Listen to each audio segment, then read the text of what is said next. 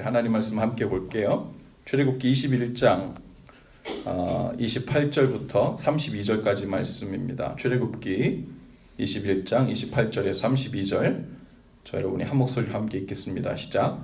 소가 남자나 여자를 받아서 죽이면 그 소는 반드시 돌로 쳐서 죽일 것이요 그 고기는 먹지 말 것이며 임자는 형벌을 면하려니와 소가 본래 받는 버릇이 있고 그 임자는 그로 말미암아 경고를 받았으되 단속하지 아니하여 남녀를 막론하고 받아 죽이면 그 소는 돌로 쳐 죽일 것이요 임자도 죽일 것이며 만일 그에게 속죄금을 부과하면 무릇 그 명령한 것을 생명의 대가로 낼 것이요 아들을 받든지 딸을 받든지 이 법규대로 그 임자에게 행할 것이며 소가 만일 남종이나 여종을 받으면 소임자가 은 30세겔을 그의 상전에게 줄 것이요 소는 돌로 쳐서 죽일지니라. 아멘. 우리 출애굽기를 새벽에 계속해서 나누고 있는데요. 21장, 22장에는 모세가 하나님으로부터 받은 율법들이 기록되어 있습니다. 거기에는 주로 종에 관한 법, 폭행에 관한 법, 또 소유자의 책임, 또 배상법에 관한 이런 이야기들이 나와 있어요. 우리가 이 본문을 읽다가 이러한 것까지 우리가 디테일하게 알아야 되나? 이것은 정말 온전히 시대적으로 지나간 오래된 것, 지금과는 크게 상관이 없는 것일 수 있겠다 생각할 수 있는데요. 오늘 말씀을 함께 보면서 이것이 물론 배상법에 관한, 그리고 소유를 소유한 자에 관한, 그리고 소가 사람을 해하게 되었을 때 그것을 어떻게 처리해야 할지 하나님께서 주신 그 마음이 무엇인지에 대해서도 우리가 알면 좋겠다, 그런 마음을 주셨어요. 소가 등장합니다. 그리고 소에 만일 남자든 여자든 여종이든 남종이든 소가 뿔로 받아서 죽게 되는 일들이 생겨났을 경우에 그 소유자 임자를 어떻게 할 것이며 배상은 어떻게 할 것이며 그 처리를 어떻게 할 것인지에 관해서 자세히 말씀하고 계세요. 성경에 꼭 뭐 이런 걸 얘기해야 되나 싶을 수 있어요. 그러나 이 당시에 이 문제는 아주 심각한 이슈죠. 왜냐하면 당시에 이 짐승들을, 가축들을 기르는 것이 주업이었기 때문에 이런 사고들이 종종 있었을 것입니다. 문제는 이런 사고가 있으면 슬퍼하고 아파하고 또 해야 할 일을 적절히 잘 마무리 지으면 되는데, 요즘처럼 싸우지 않아도 보험회사 에이전트하고만 연결하면 알아서들 잘 그 배상의 문제를, 책임의 소재를 몇 퍼센트 나눠가지고 잘 해결해주면 큰 분쟁이 안 일어나는데, 이때는 그런 게 없잖아요. 그러니까 네가 잘했니 내가 못했니, 그리고 그거에 대한 적절한 배상은 이것이니 저것이니 하면서 부정한, 오히려 더 큰 해악과 고통이 일어난 일들이 많았던 거죠. 예를 들어 너네 소가 우리 소를 쳐받았거나 혹은 상대방의 소가 나를 해하게 되었으면 그거에 대한 대가로 그 자녀 중에 딸을 잡아온다든지, 혹은 사람을 죽인다든지, 혹은 이런 일들이 더 큰 해악들이 일어나기 시작하니까요, 하나님께서 그것에 대한 적절한 어떤 선을 그어주시는 것 같아요. 여기에 나오는 법이 하나님께서 주신 진리의 법이기 때문에 소가 받으면 반드시 얼마를 줘야 되고 몇 세겔을 줘야 되고 임자는 죽여야 되고, 이것이 태초부터 있었던 하나님의 진리라는 그런 뜻이 아닙니다. 그러나 하나님께서 그 중요한 더 죄를 피하기 위해서, 그리고 그 혼잡을 피하기 위해서 하나님께서 적절하게 정리해 주신 그 메시지가 무엇인지 함께 보았으면 좋겠어요. 근데 여기 보면 분명한 메시지들이 몇 가지 있습니다. 소가 사람을 치면요, 죄라는 거죠. 우선 누구를 해하게 되거나 누구를 죽이게 되면 그게 짐승이든 사람이든 죄라는 겁니다. 해하거나 죽이게 되었을 경우에 그 죄의 대가는 반드시 치러져야 된다는 거죠. 그래서 여기에서 우리의 생각에는 야, 소가 소를 꼭 죽일 필요 있어? 소가 무슨 알고 그런 것도 아닐 텐데, 그러면서 그냥 그 임자가 배상만 하면 되지 않겠나 싶을 수 있는데, 만약에 소가 사람을 죽이면 그 소를 반드시 죽이라고 이야기합니다. 그 이야기는 그 소가 물론 앞으로 또 다른 그 피해를 입히고 해를 입힐 수 있을 가능성이 있기 때문에 그렇기도 하지만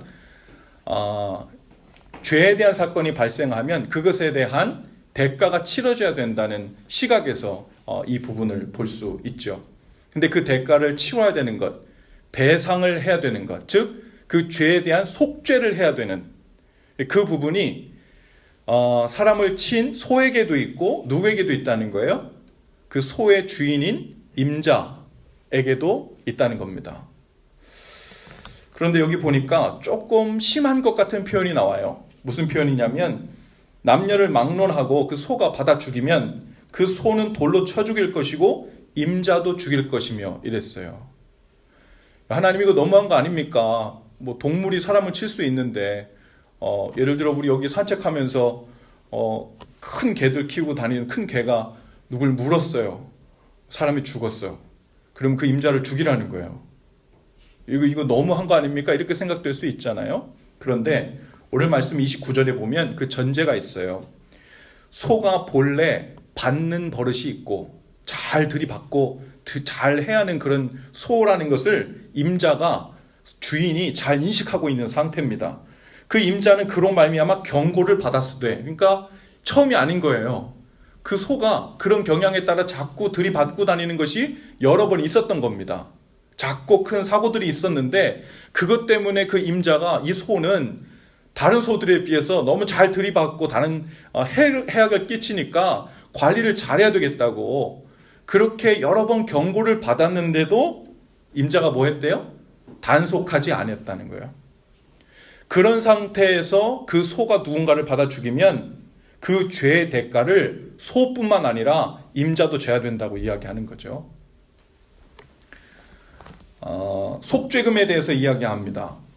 그러니까 생명은 생명으로 그 속죄가 되죠.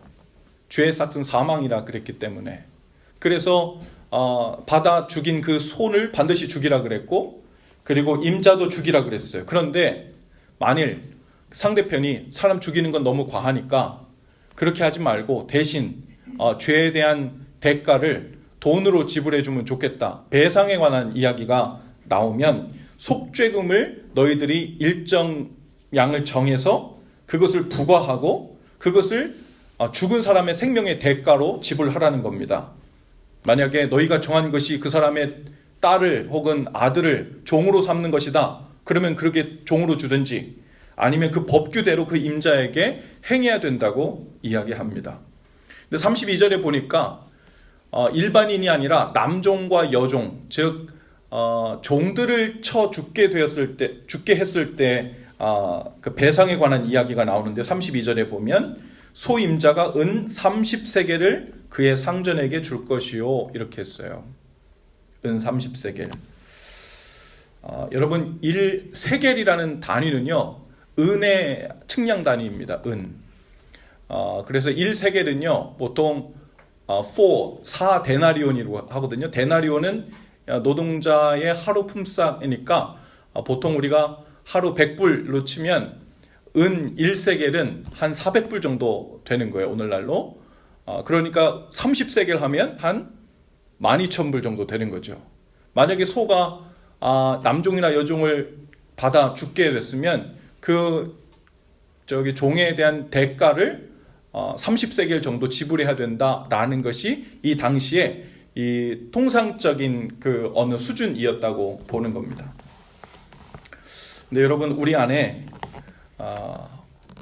소가 받는 버릇이 있듯이 우리 안에도 그런 버릇듯이 있는 것이 있죠. 소는 받는 버릇이 있지만 우리는 어느 죄에 쉽게 넘어가는 버릇이 있습니다. 우리 안에 있는 이 죄를 만약에 이 소라고 비유한다면 이 소가 자꾸 어느 상황이 되면 무엇을 들이받아요? 그 사고를 칩니다. 그런 것처럼 우리 안에도 이 죄라는 소가 있어요. 그래서 어느 특정한 상황, 어느 특정한 시간대, 특정한 분위기, 그때가 되면 우리 안에 있는 소가 발동을 하기 시작해서 이때만 되면 자꾸 들이받고, 이때만 되면 시기 질투를 하고, 이때만 되면 화를 내고 분노가 일어나고, 이때만 되면 죄에 쉽게 빠지고 이러한 소가 우리 가운데 있죠. 그런데 오늘 여기서 무슨 이야기를 하고 있어요? 그 소가 본래 받는 버릇이 있다는 것을 미리 알고 있다면 그 임자가 단속해야 된다는 겁니다. 그렇지 않으면 그 죄의 책임이 임자에게 있다는 거예요. 우리는 이런 이야기 자주 합니다. 마음은 원이로되 육신이 약해서 죄에도 쉽게 빠지고 실수도 자주 하고 다른 사람을 해하기도 하고 상처 입히기도 하고. 그런데요, 마음이 원이로되 육신이 약하다 할 때 육신이 약하다는 말을 때로는 우리의 죄와 실수와 연약함 때문에 누군가를 아프게 하고 상하게 하고 속상하게 하고 하는 그 일들을 난 몰랐어, 약한 걸 어떻게 이렇게 무마시키기 위한 타협안으로 나에게도 상대방에도 그렇게 쉽게 제시하는 경우가 아주 많죠. 그런데 육신이 약하도다라는 말이 누군가에게 이해되고 성립되려면 그 전제가 먼저 온전히 성립돼야 돼요. 그게 뭐예요? 마음은 원이로 돼.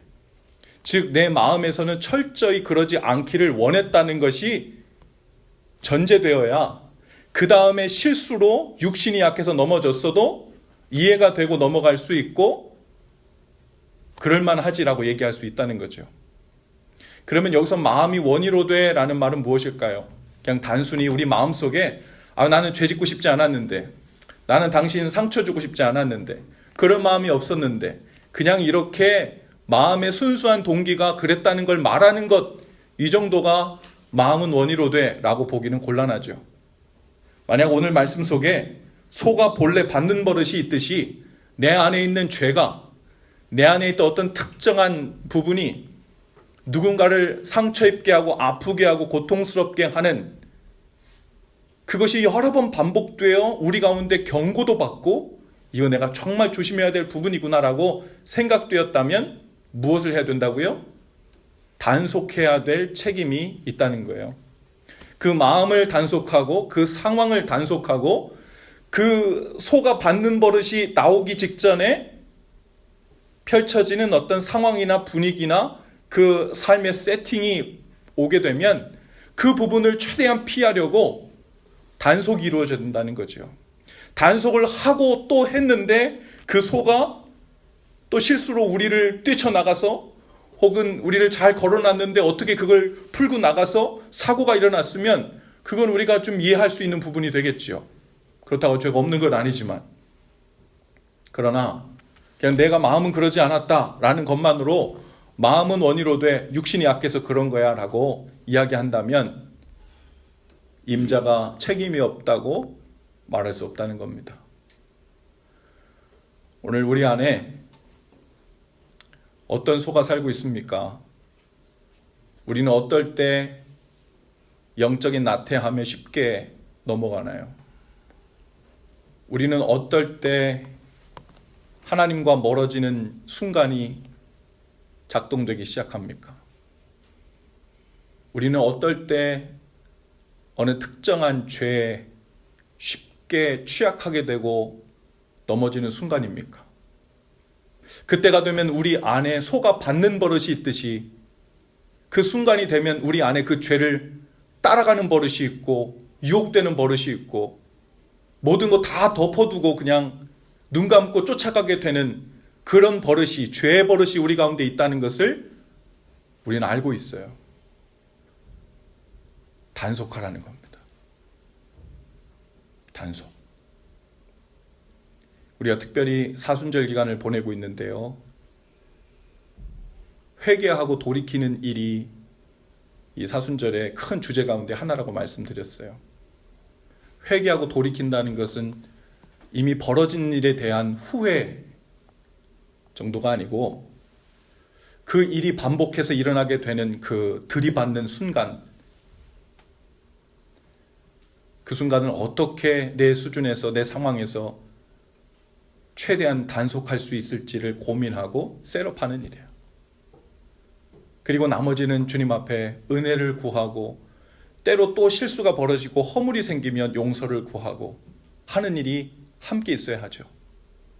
그런데 단속하지 않고 자꾸 그 소가 와서 내 속에 있는 죄의 소가 다른 사람을 들이받고 내 속에 있는 죄의 소가 나를 이끌고 자꾸 죽음으로, 사망으로, 생명 없는 곳으로, 주님 원치 않는 모습으로 나를 이끌고 들어갈 때 어쩔 수 없었다라는 말만 가지고 주님 앞에 나가서는 소임자가 죄 없다 하지 못하리라 하시는 이 이야기가 오늘 우리에게도 똑같이 적용될 것이라 생각합니다. 죄의 값은 반드시 지불되어야 한다고 그랬습니다. 아까 제가 32절에 보면 남종이나 여종을 소가 받으면 그 소임자는 은 30세겔을 속죄금으로 내어놓도록 되어 있었어요. 당시 법에는요, 남종이나 여종이 아닌 일반인의 자유인의 장정들을 위해서는 50세겔을 내도록 되어 있어요. 그리고 5세에서 20세 사이에 미성년자를 위해서는 20세겔을 지불하도록 되어 있습니다. 그래서 여러분, 요셉이 애굽에 팔려갈 때 은 20에 팔려갔죠. 미성년자였기 때문에 그 값을 은 20을 낸 거예요. 예수님께서 가룟 유다에 의해 얼마에 팔리셨죠? 은 30. 그러니까 무슨 취급을 받으신 거예요? 일반인 자유인이 아니라 종 취급을 받은 거죠. 그것은 남종이나 여종이 생명의 대가로 지불하는 금액이 은 30이었거든요. 그러니까 예수님께서 우리에게 오신 섬김의 종으로 오셨다는 것. 그리고 당시에 그 대제사장들이 예수님을 취급할 때 자유인임에도 불구하고 종으로 취급해서 멸시하는 마음으로 그 값을 지불했다는 것. 가룟 유다도 은 30에 팔면서 그 의미가 무엇인 줄 알면서도 예수님을 넘겼다는 것. 예수님께서는 지금도 우리의 죄의 대가를 계속해서 지불하고 계시죠. 우리가 죄를 짓고 돌이킬 때마다 십자가에서 지불하신 그분의 생명의 대가, 단순히 은 30 정도가 아니라 그분의 생명을 십자가에서 계속해서 속죄금으로 지불하시면서 우리를 구원해 주고 계십니다. 우리가 해야 할 일은 무엇이겠습니까? 예수님께서 십자가에서 흘리신 그분의 주머니에 은이 30세겔이 아니라 3억 세겔 정도가 충분히 세이브되어 있으니까 내가 아무리 맘 놓고 죄를 져도 그 주머니에서 계속 30세겔이든 50세겔이든 그 죄 속죄 양만큼 계속해서 죄 용서가 될 테니 괜찮겠다 생각할 게 아니라는 거예요. 오늘 주님 앞에 단속하는 일이 우리 가운데 있게 되기를 바라요. 오늘 성령께서 우리 안에 주님 기뻐하시지 않는 소처럼 자꾸 들이받는 나만의 그 버릇이 무엇인지 깨닫게 해주시는 은혜가 있기를 바랍니다. 저도 개인적으로요, 들이받는 이런 못된 버릇들이 있어요. 알면서도 게으러지는 영역이 있고 죄에 취약해지는 상황이 있고 알면서도 분이 일어나는 때도 있죠. 오늘 성령께서 내 안에 있는 죄라는 소가 자꾸만 들이받는다는 것을 내가 이미 알려주었잖니. 내가 이미 여러 번 너에게 경고를 했잖니.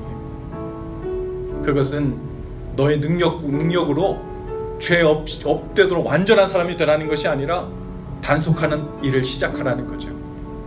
오늘 특별히 성령께서 주시는 지혜로 하나님, 제 삶을 이렇게 단속해 나가기 시작했습니다.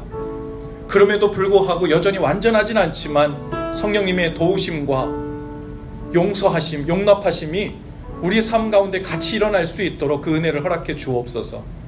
단속함으로 죄를 멀리하고 주님과 떨어지지 않고 주님 앞에 겸손함으로 나감을 근신하는 그 마음들이 우리 삶 가운데 끊임없이 있어질 수 있도록 은혜를 주옵소서. 이것이 우리의 기도이자 소원이 될 수 있기를 바랍니다. 함께 기도하죠. 좋으신 주님, 오늘 주님 앞에 자꾸만 들이받는 우리 마음에 속아 있음을 고백합니다. 성령께서 이미 여러 번 우리에게 일러주시고 경고하셨지만 나의 약함만 드러내고 나는 완전할 수 없다는 것만 이야기하면서 단속하기를 게을리하고 죄 없다, 때로는 죄 용서받으면 된다라는 식으로 너무 쉽게 생각하지 않았는지요. 오늘 주님 앞에 우리의 마음을 진실함으로, 진정함으로 단속을 시작하는 은혜가 있게 하여 주옵소서.